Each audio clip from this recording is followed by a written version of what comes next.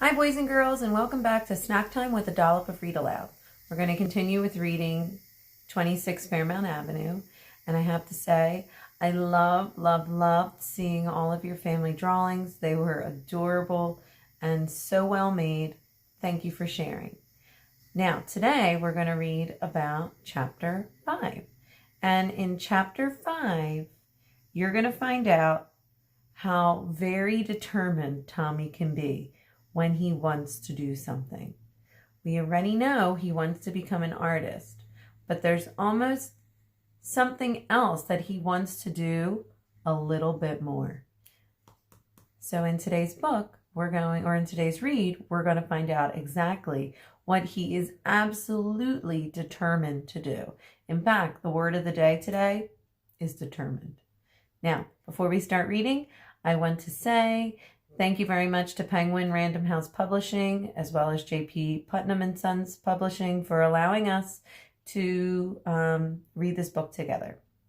Also, when we're done, Mrs. Willis will give you a kind of like a daily reading response that I want you to try to comment on at the bottom when we're done.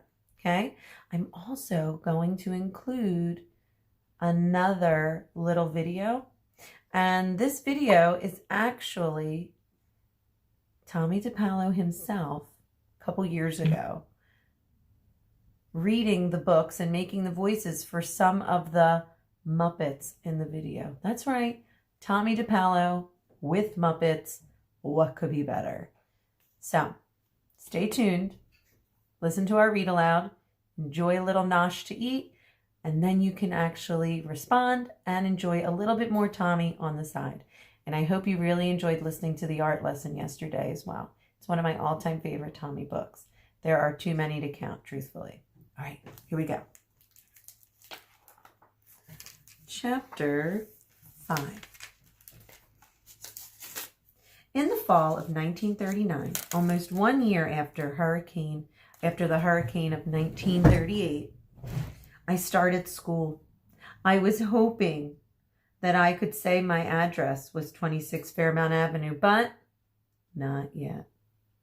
I was excited about going to school because I knew that in school you learned how to read. I really wanted to learn so that I wouldn't always have to wait for my mom to read stories to me. I could read them myself. The first day of school came. I was going to be in the afternoon kindergarten class. My mom and I walked to King's School. At the corner, I said, "I know the way." It was just down the street. "I want to go alone." My mom said that I could. She watched me walk down the street, and then she waved when I reached the school. I walked up the front stairs where the boy with the umbrella had floated down during the hurricane. Remember the boy that he thought looked like Mary Poppins? I didn't know that students weren't supposed to use those front steps. They were reserved for very important people. The president, kings, of course, and the superintendent of our school. I pulled open the heavy door and went inside. A lady was standing there. "Who are you, little boy?" she asked. "I'm Tomie DePallo," I answered. "Who are you?" "I'm Miss Burke, the principal." I got to know Miss Burke really well over the next 7 years, but that's a story for another time. Miss Burke told me not to use the front door again, and she grabbed my hand and took me to the kindergarten door. The room was filled with kids crying and hanging on to their mothers. Boy, I thought I was going to be stuck with a bunch of babies. I didn't realize that I would be in school with those very same kids for years and years. Just like some of you have been with your friends in our class multiple times. I went up to a lady who looked like she might be a teacher. She was. "And who are you?" she asked. She always used the word "we," especially when she said, "We must take a nap," or "We must bring our chairs to circle time." Stuff like that, always with we. "I'm Tomie DePaolo," I said. "Oh, aren't we so lucky? I had your big brother Joseph in kindergarten too." She was talking about Buddy. Well, I figure it wouldn't take too long for her to realize that my brother and I were very different, but that could wait. There he is, meeting his teacher. Oh, and I forgot to show you this picture, so before I go too far, I want to show you him walking up the front steps and him opening the very wrong front door. That's kind of silly. "When do we learn how to read?" I asked. "Oh, Tomie, we don't learn to read in kindergarten.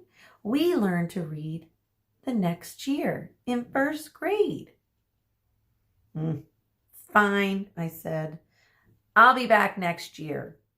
And I turned around and walked out the very same kindergarten door. And then right out of school, all the way to my house. No one was there. My dad was working at the barber shop and my mom was off shopping all by herself for the first time in a long time. The school called my dad at the barber shop. He found my mom and they came roaring home to Columbus Avenue. There I was, holding one of my mom's big books, staring at it, hoping that the letters on the page would start to make sense. I thought that the longer I looked at the page, I might be able to teach myself how to read instead of waiting till first grade. When I told my mom and dad what had happened, my dad said, "You handle this, Floss," and he quickly went back to work. My mom sat down next to me. "You know," she said, "if you don't go to kindergarten, you won't pass. And if you don't pass, you'll never get to first grade. And you'll never learn how to read." So since I was so determined to learn how to read, I decided that tomorrow I would go back to kindergarten and I would stay in school. But I have to be honest, I never really liked kindergarten. Now, Tomie is starting to sound like quite the handful. I couldn't imagine how scared his mom and dad must have felt when they heard that phone call that their little boy walked out of school. Things are a little different now than they were in 1939 with schools, but it's still expected that when you go to school, you're going to be there. And it's also expected that when you go to school, you're going to learn certain things. Of course, Tomie thought he was going to be learning how to read. Unfortunately, that wasn't in the curriculum for his kindergarten class. Now, I asked you a question in the beginning. I said, what was Tomie very determined to do? Now, if you don't remember what determined means that you will do something, right? So what was he very determined, or what was he sure he was going to do? What do you think? You're right. He thought he was going to learn how to read. Good thinking, guys. Now, what I have for you is another question, because we're at the end of, we've just finished chapter 5. So here is today's question. It said, Tomie wanted to read so much that he didn't want to wait for first grade to come to start learning, sorry.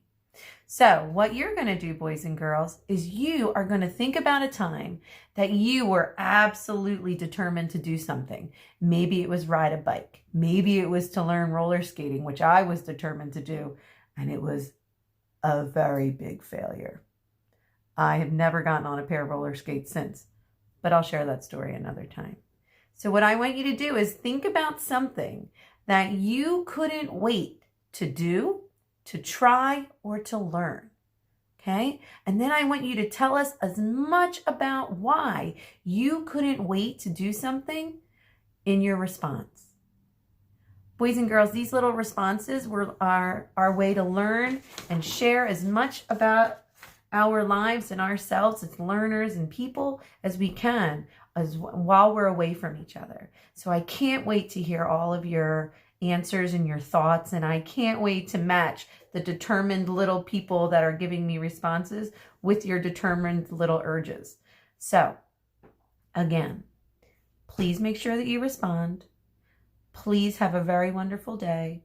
I miss you. I will read with you tomorrow. Stay safe, and I can't wait to see your responses. Thanks for joining us. I'll see you again tomorrow.